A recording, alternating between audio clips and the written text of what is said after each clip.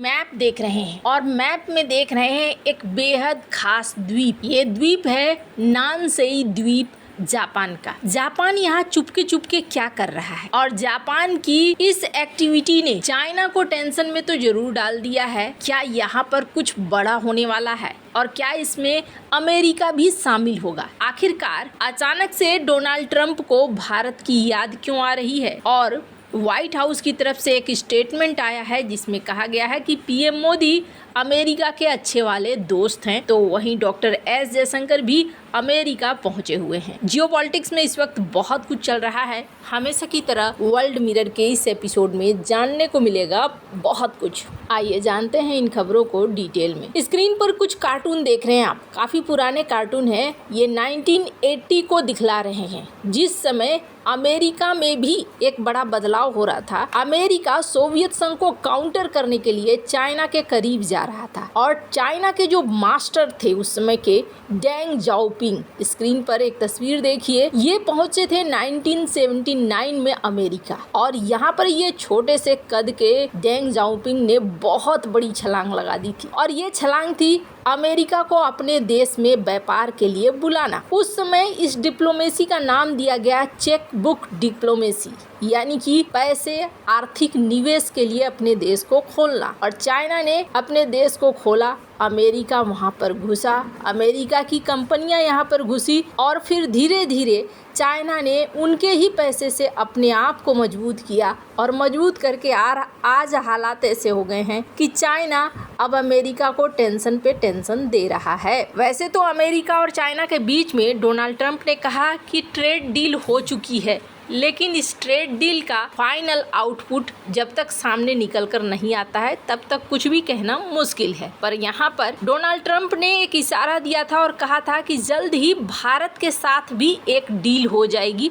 भारत के साथ एक बड़ी डील होगी। बड़ी नहीं बल्कि उन्होंने तो शब्द इस्तेमाल किया था बहुत बड़ी। अब यहाँ पर देखना होगा कौन सी बड़ी डील होती है। लेकिन जहाँ एक तरफ ये समय है वहीं देखने को मिल रहा है कि डॉक्टर एस जयशंकर भी पहुंचे हैं। हालांकि डॉक्टर एस जयशंकर यूं ही नहीं पहुंच गए हैं। डॉक्टर एस जयशंकर को मार्को रूबियो के द्वारा न्योता मिला है कि आप आइए यहाँ अमेरिका में और हमारे यहाँ क्वाड की मीटिंग में मुलाकात करिए। इन सब के बीच में क्वाड एक इवेंट भी चला रहा है, जिस इवेंट में जापान, भारत, अमेरिका और ऑस्ट्रेलिया के कोस्ट गार्ड यहाँ पर इंडो पैसिफिक में एक अभियान चला रहे हैं जिसका नाम दिया गया है क्वाड एट सी ऑब्जर्वर। इस मिशन को शुरू किया गया है। इस मिशन के तहत इनके कोस्ट गार्ड, जिसमें दो अधिकारी हैं और महिला अधिकारी भी शामिल हैं, इनको एक तटरक्षक जहाज USCGC में सवार होकर गुआम की ओर रवाना किया गया है। अब आपको लगेगा इस मिशन से फायदा क्या होने वाला है। दरअसल ये चाइना को दिखलाना चाहते हैं कि देखो जी, क्वाड मरा नहीं है और क्वाड को लेकर हम एक्टिव हैं और इसी वजह से हम यहाँ पर एक्शन वाले मोड में दिख रहे हैं। यहाँ क्षेत्रीय स्थिरता के लिए हमने जो वादा किया था वो वादा अभी भी है। ऐसा मत समझ लो कि मामला सिर्फ व्यापार में ही है और व्यापार की वजह से ये मामला दब गया है, ऐसा कुछ भी नहीं है। अब बात रही कि क्या भारत और अमेरिका के बीच में संबंध सुधर सकते हैं। वैसे आपको बता दूं, डॉक्टर एस जयशंकर ने इसका जवाब दिया है, बड़ा अच्छा जवाब दिया। डॉक्टर एस जयशंकर ने कहा कि देखो, ऐसा कोई भी रिश्ता नहीं है जिसमें किंतु परंतु नहीं लगा रहता है, कुछ न कुछ किंतु परंतु लगा रहता है। और ऐसे में हम किस तरीके से अपने रिश्तों को संभालते हैं, ये एक बहुत बड़ा काम है। पहले भी ऐसा नहीं है कि अमेरिका के साथ हमारे टेंशन नहीं हुए हैं, पहले भी डिप्लोमेटिक टेंशन भी हुए हैं। जैसे कि साल 2013 में देवयानी खोबरागड़े का विवाद, साल 2013 में जयशंकर अमेरिका के राजदूत थे, तब ये विवाद हुआ था और उस समय उनके ऊपर आरोप लगा था, देवयानी के ऊपर, कि उन्होंने वीजा में कुछ गड़बड़ी करी थी और घरेलू नौकरानी को कम वेतन दिया था। एक ऐसा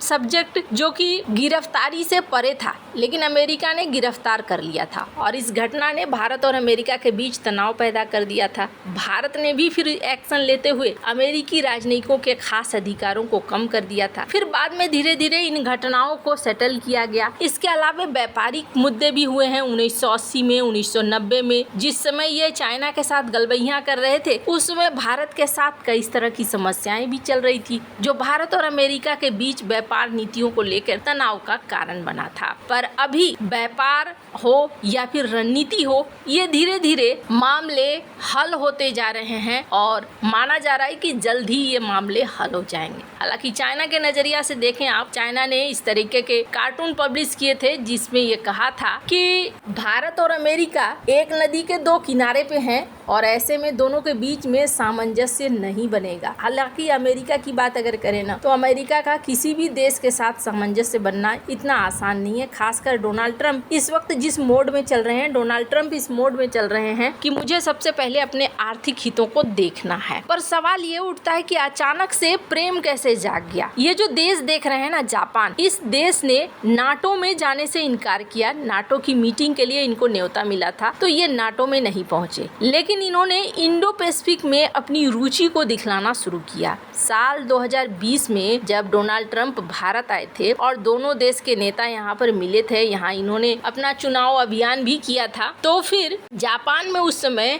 कुछ इस तरीके के आर्टिकल छपे थे। स्क्रीन पर आप देख सकते हैं कि जापान और भारत के लिए ये मुलाकात बहुत अच्छी है। पर अब जापान ये देख रहा है कि डोनाल्ड ट्रंप व्यापार को लेकर और कई रणनीतियों को लेकर स्पष्ट नहीं है। इस वजह से जापान ने अब खास तैयारियां शुरू कर दी है। जापान इंडो पैसिफिक में अब अपने लिए भी तैयार हो रहा है। वैसे आपको बता दूं, अमेरिका ऐसा नहीं है कि ताइवान को अभी छोड़ रहा है। स्क्रीन पर एक न्यूज़ वीक का आर्टिकल देखिए। ताइवान को इन्होंने एंटी शिप मिसाइलें दी है अभी हाल फिलहाल में। वहीं दूसरी तरफ ये देखने को मिल रहा है कि फ्रंट लाइन है जापान का ताइवान की तरफ ये द्वीप, और इस द्वीप में जापान ने अपनी तैयारियों को बढ़ा दिया है। जापान ने ताइवान के नजदीक अपने द्वीपों में बॉम्ब शेल्टर बनाने की योजना शुरू कर दी है, ताकि अगर इस क्षेत्र में युद्ध होता है चाइना और अमेरिका के बीच में या फिर जापान और चाइना के बीच में,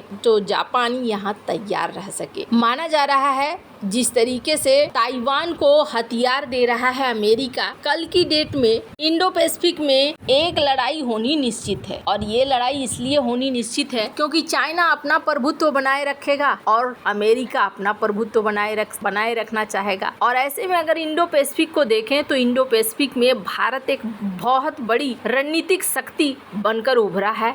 ऐसे में अभी इनको भारत का साथ चाहिए। अब भारत और अमेरिका के बीच में ट्रेड डील में क्या निकलकर सामने आता है वो तो आने वाले दिनों में ही पता चलेगा, लेकिन माना जा रहा है कि ये रिश्तों को बेहतर करने के लिए एक बढ़िया माइलस्टोन है। इसके बाद हो सकता है बहुत तरह के बदलाव देखने को मिले, और यही वजह है कि अब इन्हें पीएम मोदी याद आने लगे हैं। लेकिन व्हाइट हाउस की तरफ से कुछ अच्छी बातें भी निकल कर सामने आने लगी। स्क्रीन पर एक वीडियो देखिए। Said that last week and it remains true. I actually just spoke to our Secretary of Commerce about it.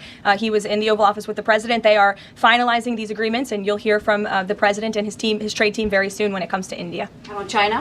How do we counter China on that front? Yes, I mean, look, India remains a very strategic ally in the Asia Pacific, and the President has a very good relationship with Prime Minister Modi, as you know, and he will continue to have that. Go ahead. Thank you, Carolyn.